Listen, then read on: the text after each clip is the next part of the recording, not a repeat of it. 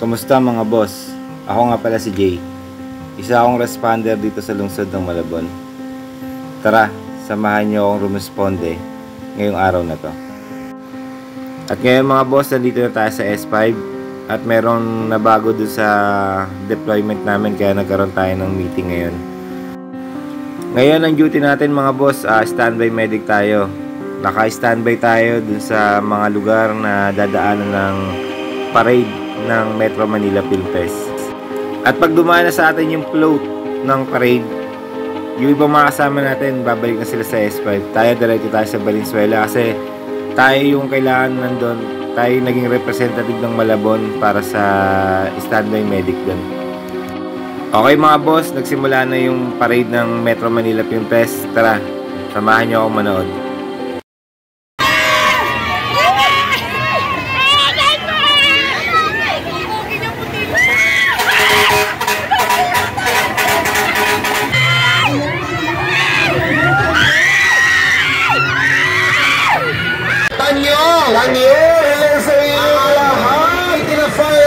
Rescue? Naku, mahal na mahal ko ang kaibigan nyo! Lagi ko na kayo mag-open. December 25, all cinemas nationwide.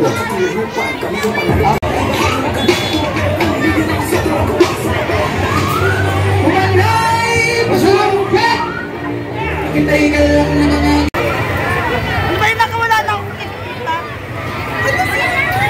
This December 25, ang unahin nating pelikula.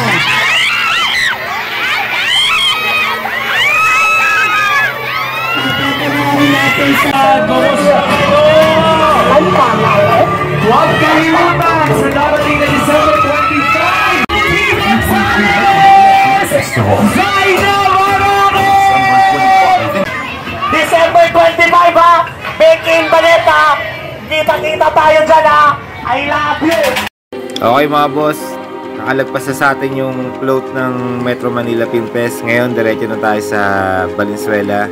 Doon na tayo maghihintay na dumating yung mga artista dun sa People's Park ng Valenzuela. At ngayon mga boss, nandito na tayo sa People's Park sa may Valenzuela.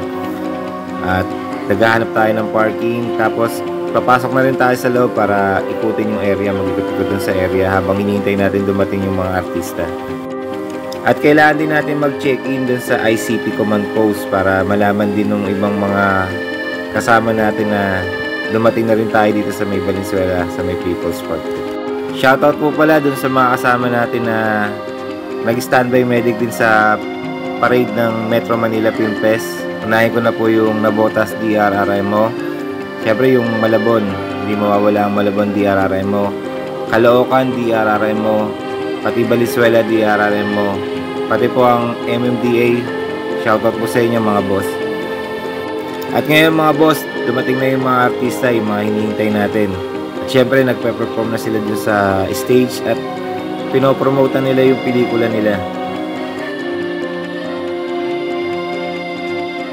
At syempre, hindi mawawala yung fireworks. Kaya tara mga boss, panoorin natin yung fireworks ng Valenzuela.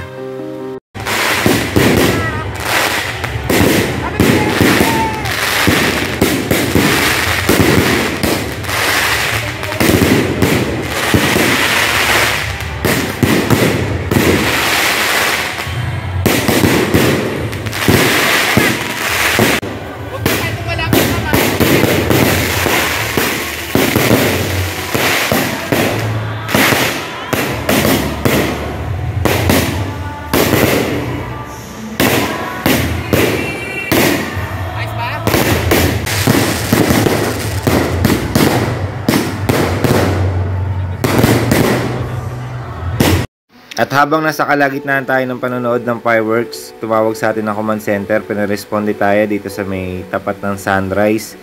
Kasi meron nangyaring vehicular accident. Yung e-bike, nasagasaan yung bata. Okay mga boss, ito yung unang responde natin. Nanggaling tayo sa may Valenzuela People's Park, pumunta tayo dito sa may Sunrise kasi meron nangyaring vehicular accident. Yung e-bike, nasagasaan yung batang tumatawid. Yung driver ng e-bike, meron siyang abrasion dito sa may kanang tuhod sa paa. Yung bata meron siyang bukol dito sa may noo. Saka yung medyo masakit yung shoulder niya sa may kanan. Kaya kailangan natin siyang ipa-CT scan saka ipa-x-ray. At pagtapos natin malinisan yung sugat ng patient natin at na-assess na rin natin sila ng maayos, dito pala natin sila dadalhin sa may Malabon Hospital Medical Center.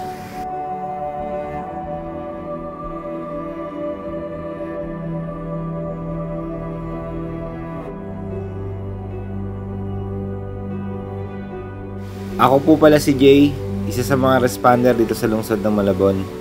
At ito ang nangyari sa akin ngayong araw na to.